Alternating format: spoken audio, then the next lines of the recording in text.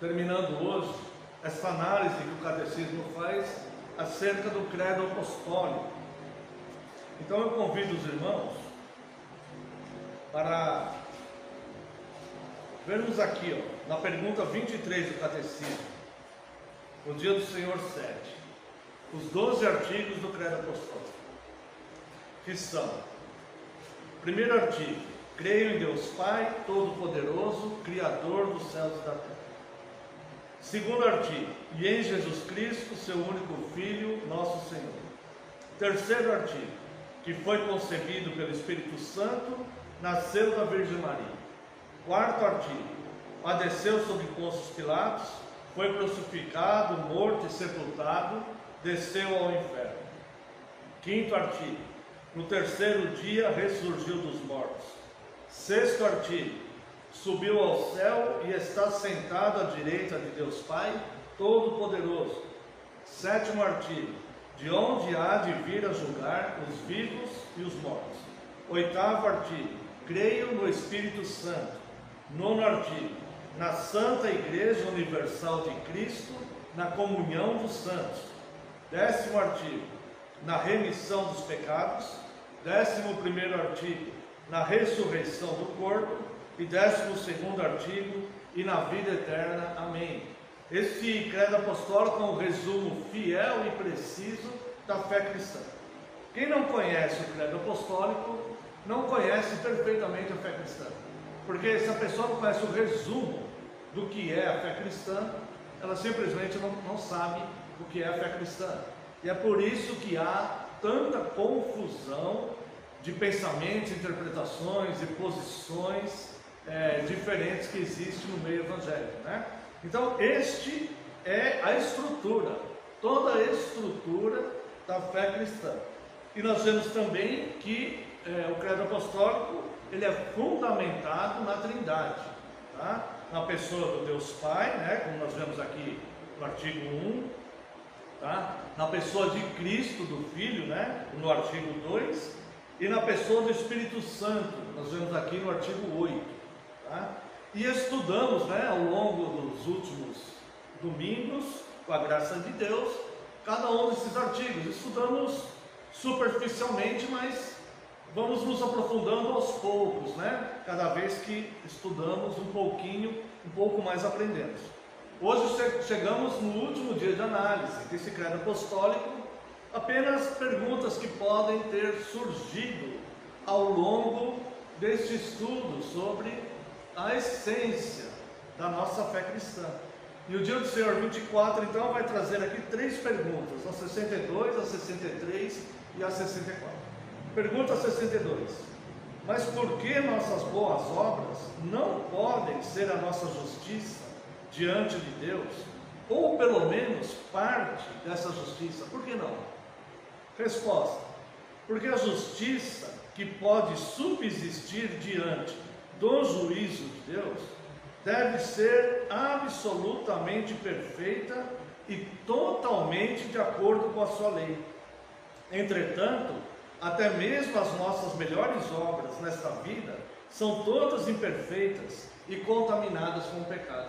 Então veja, por que as nossas boas obras elas não podem nem nos justificar e nem auxiliar na nossa justificação? Por que não? Porque Deus é um juiz perfeito. Deus é um juiz que, se houver um mínimo defeito, um mínimo erro no réu, já basta para a condenação. Só haverá absolvição na perfeição. E nós não temos essa perfeição, porque até mesmo nas nossas boas obras, nas nossas melhores intenções, ainda existem imperfeições e contaminações do pecado. Então, nós devemos fazer as boas obras com toda certeza, tá? Devemos ser misericordiosos, devemos ter compaixão das pessoas, devemos fazer o bem. Essa é uma prática cristã. Mas o que sabemos? Sabemos que não são essas obras que nos justificam, porque elas não são totalmente perfeitas diante de um Deus santo. Assim, entendendo essas coisas, nós vamos vendo mais claramente ainda como é necessário Cristo. Como é necessário? Não há nenhuma outra obra que possa substituir Cristo, tá? Olha só, porque a justiça que pode subsistir diante do juízo de Deus, ou seja, ser absolvido a ponto de conviver com Deus no paraíso, deve ser absolutamente perfeita e totalmente de acordo com a sua lei. Então, se nós vemos que nós não conseguimos cumprir a lei, como nós sempre falamos, é necessário de fato a justificação através de Cristo, porque isso, somente Cristo será a satisfação diante de Deus dos nossos pecados. Então veja que grande bênção nós recebemos, tendo Cristo se tornado um homem sem pecar sua vida inteira e ter morrido na cruz do Calvário. A missão de Cristo era vir e morrer na cruz do Calvário para salvar a sua igreja, né? Ele veio e cumpriu isso, e durante o período que ele cumpriu isso, ele exerceu misericórdia, ele foi humilde, ele curou pessoas, ele lavou os pés aos discípulos, ele expeliu demônios, ele ensinou coisas sobre Deus e orou por nós, orou por aqueles cristãos daquela época, até aquela época, todos que creram nele, e orou por todos aqueles que ainda creriam, que é o nosso caso, na sua oração sacerdotal em João 17. Então, uma obra completa. Sem a justificação e a satisfação em Cristo, por melhor que nós possamos ser na nossa vida com toda sinceridade, nós não podemos nos justificar. Pergunta 63.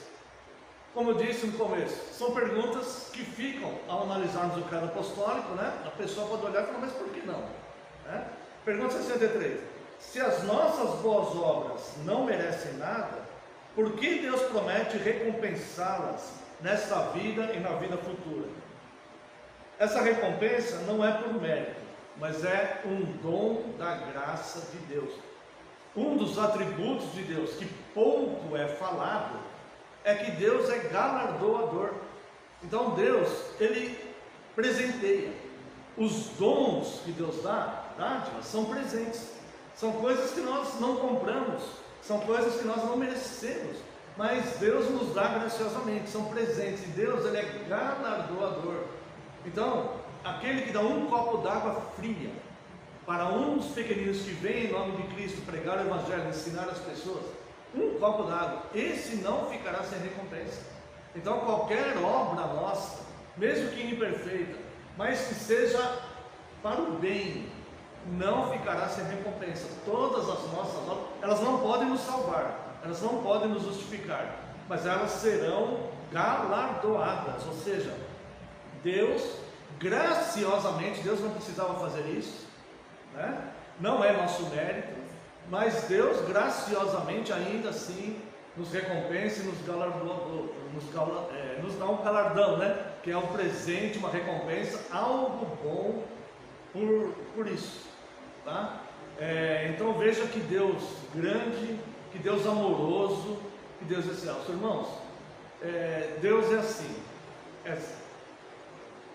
seus atributos todos na mesma intensidade. Misericórdia e graça, a mesma intensidade de juízo. Então, da mesma forma que Deus será muito gracioso com os que o temem, muito misericordioso, muito amoroso, Deus será um juiz severo com aqueles que serão condenados. Da mesma forma, porque Deus, em Deus, nenhum momento, nenhum dos atributos de Deus é meio termo. Todos os atributos de Deus são aplicados totalmente. Amor, juízo. Misericórdia, juízo. Compaixão, juízo. E no juízo haverá também diferenças, né, de tratamento, dependendo do tipo de vida e do grau de pecados que a pessoa cometeu, da sua insanidade em rejeitar a Cristo deliberadamente ou não.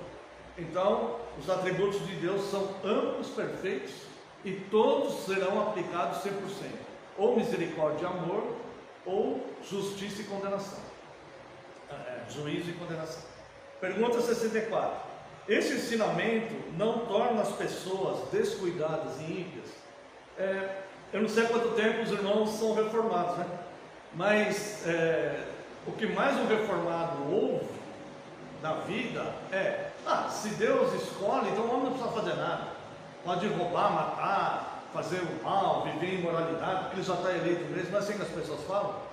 Não, com certeza não, porque nós somos eleitos para sermos santos e irrepreensíveis.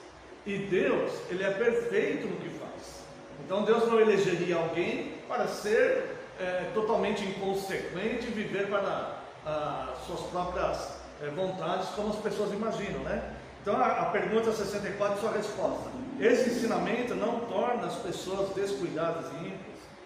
Não, pois é impossível, note, irmãos, é impossível que os que estão enxertados em Cristo pela verdadeira fé não produzam frutos de gratidão. Então, por que nós não vamos viver imoralmente? Já sou eleito mesmo, então vou viver para a minha satisfação pessoal, esquecer de Cristo. Porque nós somos gratos a Cristo e enxertados nele como o ramo da videira. É impossível que nós não tenhamos frutos desta santificação de Cristo, que envia o seu agente regenerador. É impossível que não tenhamos. Sabemos, olhamos para nós mesmos e vemos imperfeições e fraquezas, obviamente. Temos falhas, temos pecados, olhamos para nós e vemos que é totalmente contraditório com a santidade de Deus. Mas nós seríamos muito piores, a pessoa que nós somos, cada um de nós seríamos muito piores se nós não tivéssemos sido regenerados por Cristo e não tivéssemos neste processo de santificação.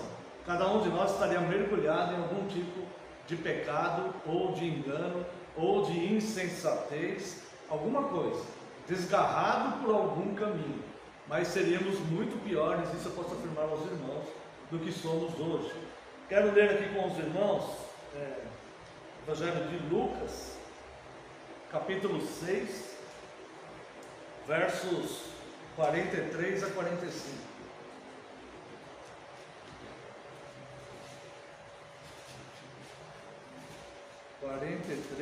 A 45.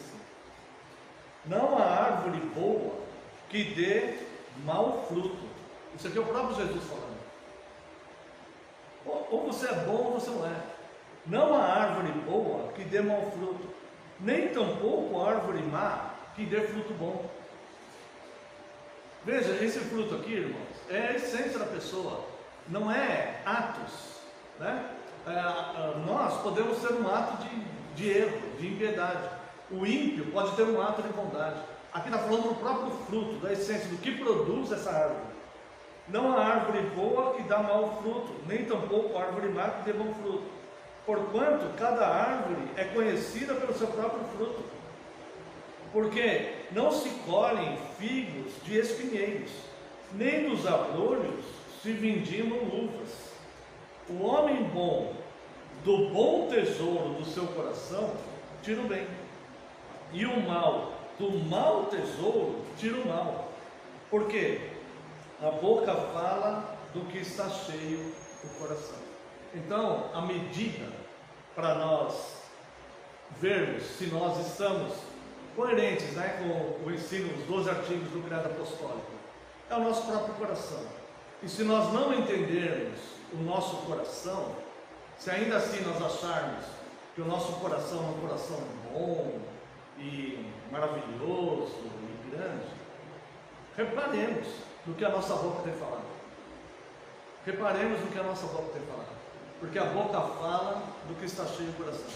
E assim, irmãos, nós terminamos este estudo, né? Esse breve estudo do Credo Apostólico. E se Deus nos permitir, vamos começar a estudar então os sacramentos e a Santa Palavra de Deus a partir do próximo domingo.